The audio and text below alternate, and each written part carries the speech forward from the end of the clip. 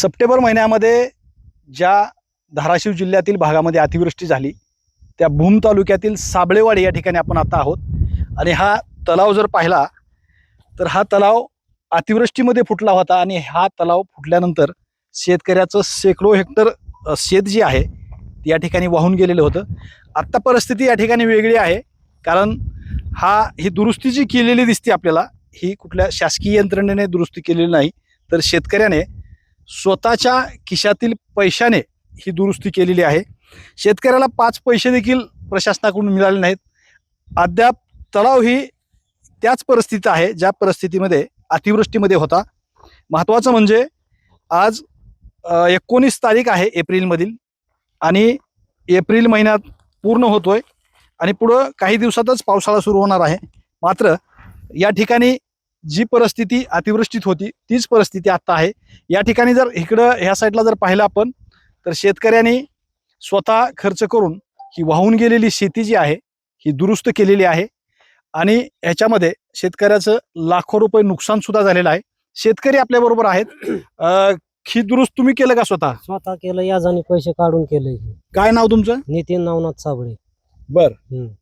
आणि हे अतिवृष्टीमध्ये वाहून गेलेला तलाव फुटलेला, त्याच्यानंतर इकडे कोण आलं का? कोण आलं नाही. आज ह्या फुटलेलं 7 महिने झालं. आज पोचतो इथं कोणच आलं नाही. बर. बघायला सुद्धा आलं नाही. काय अवस्था झाली इथली ती.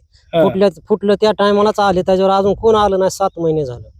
तुम्ही काय कुठं मागणी वगैरे केली का नाही? केलती ना आम्ही. ते आमचं ते फुटलेलं ते दुरुस्त करा, असं तसं करू म्हणले, नुसतं करू म्हणले. बर. पण कोण आलं नाही. 2 महिने झालं त्याला. आता हे कधी दुरुस्त केलं तुम्ही? आता हे 15 दिवसाखाली केलं. आता पावसाळा महिन्यावर आलाय. मग शासन काय इकडे लक्ष देणं म्हणून स्वतः याजाने पैसे काढून हे दुरुस्त केलंय सगळं. आता ही तलाव जी आहे इथे तुम्ही दुरुस्त केलं तर ह्या तलाव फुटलेला तसाच आहे. काय करता, पुन्हा शेवट आत्महत्या करायचा पर्याय.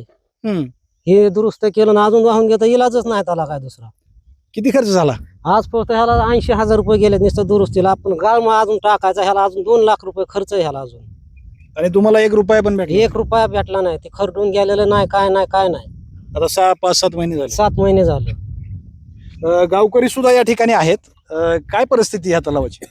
मला वाटतं सगळ्यात अगोदर सुरुवातीला या ठिकाणी ज्यावेळेस तलाव फुटला होता त्याच वेळेस जो इलेक्ट्रॉनिक मीडिया पोहोचला होता त्यामध्ये सर्वात अगोदर TV9 मराठीने ही बातमी राज्य लेवलला इलेक्ट्रॉनिक मीडियामध्ये दाखवली होती. खरं तर मला सरकारला या गोष्टीबद्दल सांगायचं आहे की जर आपल्या राज्यातला शेतकरी स्वतःच्या बायकोच्या गळ्यातलं मंगळसूत्र मोडून जर शेतीसाठी तो स्वतःच्या खिशातून पैसे हे करून जर दुरुस्त करत असेल तर ह्या सरकारला लाज वाटली पाहिजे.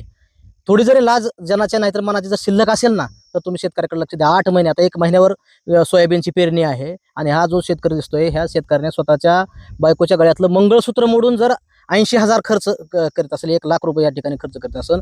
तलाव फुटून 8 महिने झाले. आणखीन आपण स्वतः आता या ठिकाणी आपण पाहणी केली की या ठिकाणी एक JCBचं खोरं सुद्धा या ठिकाणी केलं नाही. हे काम कधी करणार तुम्ही?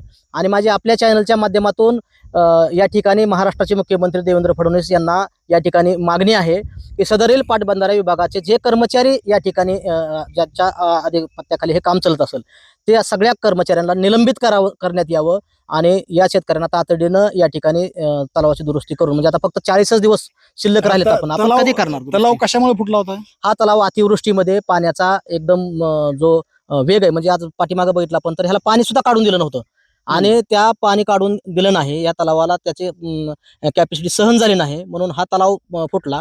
आज आपण जर बघितलं तर या तलावावरची झाडं सुद्धा तशीच आहेत.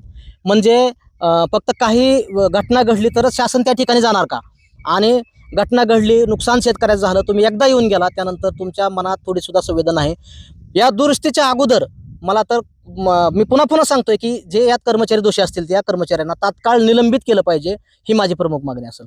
एकंदरीत आपण जर पाहिलं तर हा तलाव जे आहे हा पाटबंधारे विभागाचा तलाव आहे आणि ह्याच्याकडं जेव्हापासून हा तलाव फुटला तेव्हापासून एकही अधिकारी या ठिकाणी फिरकला नाही आणि जे काही नुकसान झालंय हे शेतकऱ्यांनी स्वतःच्या खिशातून दुरुस्ती केल्याचं आपल्याला पाहायला मिळते. महत्त्वाचं म्हणजे 1 महिन्यावरती पावसाळा आहे तरी पण या ठिकाणी काही दुरुस्ती झालेली नाही. त्यामुळं शेतकऱ्याला पुन्हा सुद्धा पावसाळ्यामध्ये धोका निर्माण होणार असल्याची शक्यता वर्तवली जाते.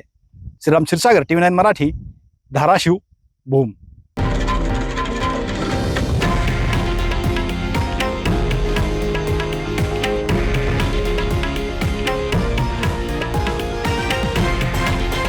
हे आहे देशातील नंबर 1 न्यूज नेटवर्क आणि आपण पाहत आहात TV9 मराठी, एकमेव.